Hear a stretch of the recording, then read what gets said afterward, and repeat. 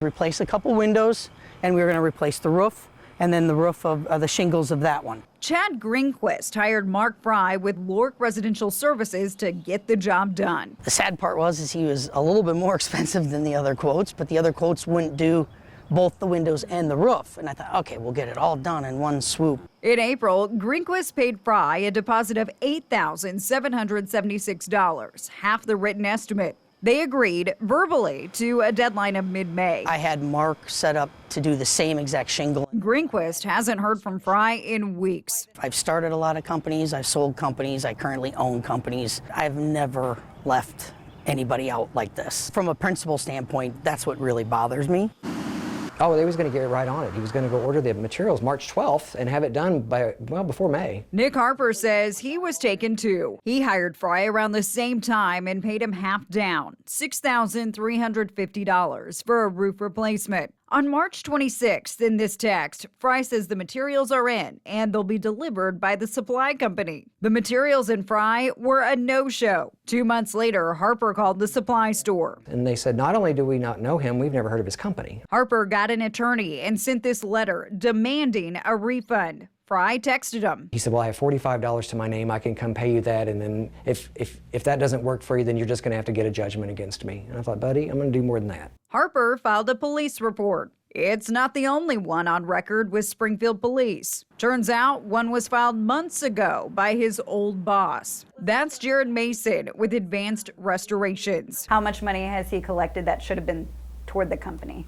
We're looking at, right off the top of my head, I would say about $20,000. Mason says Fry told customers to write checks out not to the company, but directly to him. I have one homeowner out of the Nixa area that was affected by him who wrote him a check for, like $12,300 and some odd dollars direct to his name. There was multiple cash ones. There was one homeowner in the Willard area where he had received several $1,000s of cash that he never turned into the office. There was another homeowner in which he had received over $6,000 cash payment from, and he turned in a portion of it to the office. How many times do you think he went rogue? Well, it's unfortunate because we're still hearing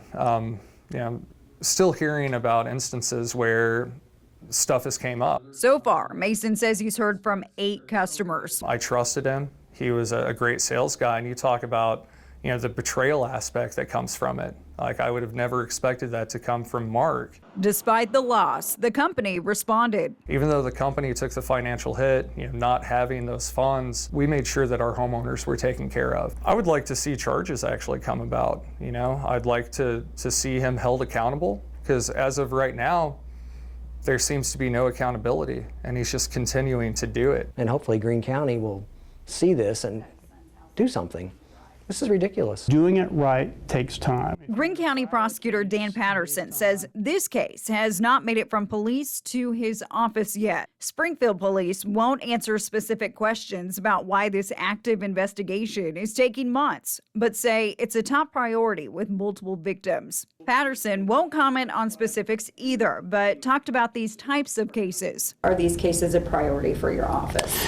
They are a priority for our office. Like every other place out there, we are short-staffed as well. Property crimes, unfortunately, there's a lot of volume to them, and of course we have to dedicate resources to homicides and child sexual abuse, child abuse, and other priorities as well. Patterson says contractor cases are tough. Detectives usually do a deep dive into business records and gather witness statements, but sometimes these are civil matters and don't reach the level of a crime. We have to be able to prove beyond a reasonable doubt that at the time a person made a promise to do a thing, that they knew that was false at that time. You have to prove intent.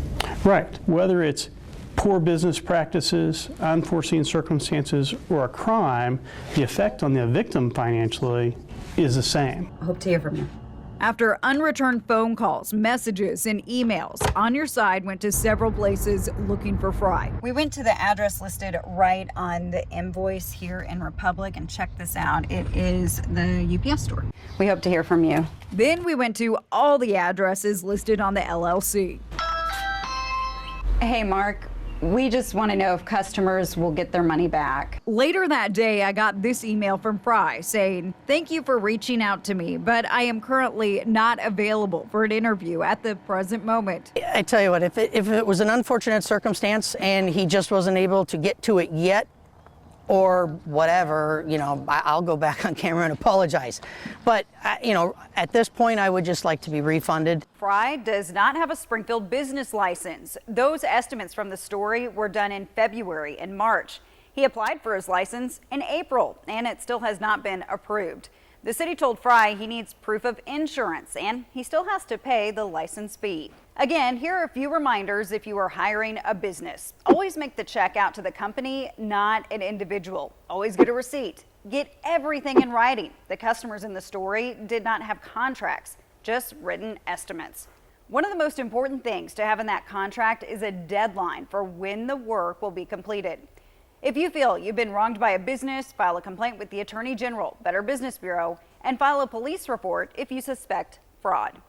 We'll continue to follow this story. For On Your Side, I'm Ashley Reynolds.